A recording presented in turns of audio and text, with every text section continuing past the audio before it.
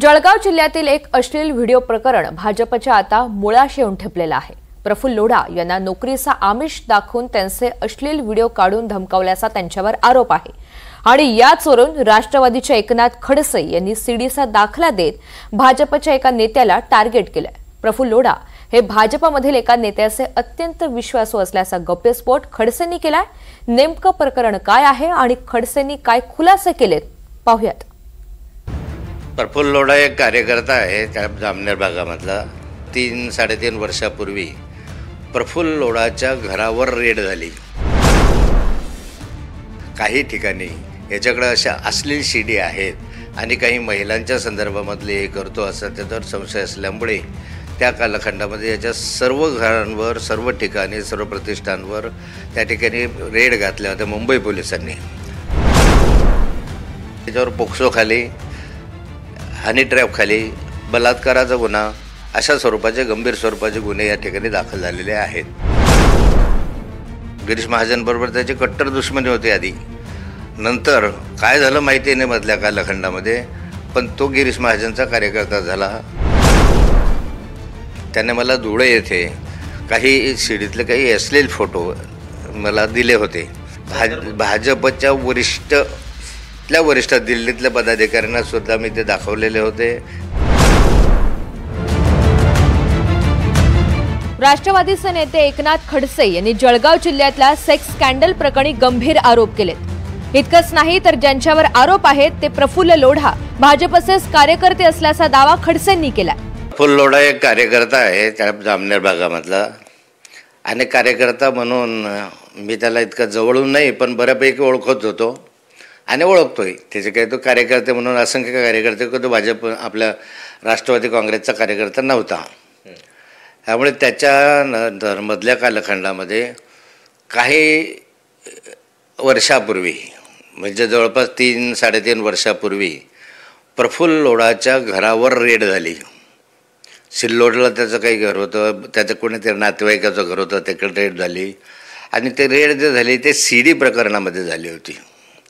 ज्यावेळेस विधानसभेमध्ये आपल्या बाहेर मी म्हटलं होतं की माझ्याकडे सीडी आहे ती ईडी लावा, त्या सीडीच्या संदर्भामधल्या काही ठिकाणी याच्याकडे अशा अश्लील सीडी आहेत आणि काही महिलांच्या संदर्भामधले हे करतो असा त्याच्यावर संशय असल्यामुळे त्या कालखंडामध्ये याच्या सर्व घरांवर, सर्व ठिकाणी, सर्व प्रतिष्ठानवर त्या ठिकाणी रेड घातल्या होत्या मुंबई पोलिसांनी। प्रफुल्ल लोढा यांच्यावर मुलींचे अश्लील व्हिडिओ काढून मुलींना धमकावलं जात असल्याचे आरोप आहेत। हेच लोढा भाजपच्या एका मोठ्या नेत्याचे विश्वासू कार्यकर्ते असल्याचा गप्पस्फोट खडसेंनी केलाय। त्याच्यावर नेहमी संशय हा राहिला की काही महिलांच्या संदर्भामध्ये, मुलींच्या संदर्भामध्ये याचे काही संबंध आहे। नंतरच्या कालखंडामध्ये अलीकडे भाजपचं सरकार आल्यानंतर ज्या गिरीश महाजनची त्याची दुश्मनी होती, गिरीश महाजन बरोबर त्याची कट्टर दुश्मनी होती आधी, नंतर काय झालं माहिती नाही मधल्या कालखंडामध्ये, पण तो गिरीश महाजनचा कार्यकर्ता झाला, अत्यंत विश्वासू कार्यकर्ता झाला आणि त्याला आत्ताचे माननीय मुख्यमंत्री देवेंद्र फडणवीस यांनी भारतीय जनता पार्टीत प्रवेश दिला। आता तो भारतीय जनता पार्टीचा कार्यकर्ता म्हणून आहे आणि गिरीश महाजनांचा अत्यंत विश्वासू म्हणून त्याची ओळख आहे। या संदर्भामध्ये 62 वर्ष प्रफुल्ल लोढा यांच्यावर नोकरीचा आमिष दाखवून एका 16 वर्ष मुलीसह तिच्या मैत्रिणीवर अत्याचार केल्याचा आरोप आहे। मुलींचं अश्लील छायाचित्र काढून या मुलींना लोढा हाऊसमध्ये डांबून ठेवत त्यांना धमकावल्याचा आरोप लोढा यांच्यावर करण्यात आलाय। अंधेरी MIDC पोलीस स्टेशनमध्ये प्रफुल्ल लोढा यांच्यावर पोक्सो, बलात्कार, खंडणीसह हनी ट्रॅपचा गुन्हा दाखल करण्यात आला।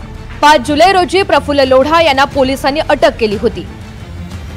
मुंबई पोलिसांकडून जळगावच्या जामनेर आणि पहूर या ठिकाणी प्रफुल्ल लोढा यांच्या मालमत्तेची तपासणी करण्यात आली। लोढा यांचे लॅपटॉप, पेनड्राईव्ह, इलेक्ट्रिक डिव्हाइसेस पोलिसांनी जप्त केलेले आहेत। प्रफुल्ल लोढा यांचा मुंबईमधील चकाला परिसरामध्ये चकाला हाऊस नावानं एक बंगला आहे।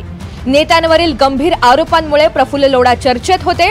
2024 मध्ये लोढा यांना वंचितकडून उमेदवारी मिळाली होती, मात्र 5 दिवसातच लोढा यांनी उमेदवारीमधून माघार घेतली। लोढा यांच्यावर लासलगावमध्ये माजी नगरसेवकाच्या फसवणुकीचा गुन्हा दाखल आहे।